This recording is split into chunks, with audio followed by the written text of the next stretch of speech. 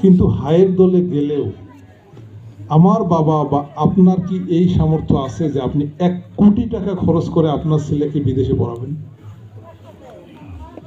সেটা তো নাই। কিন্তু আমার সৌভাগ্যটা হয়েছে যে আল্লাহ রাব্বুল আলামিন আমাকে একটা স্কলারশিপের ব্যবস্থা করেছে। যদি না করতো, এইটা পড়তে হয়তো 1 কোটি টাকা লাগতো।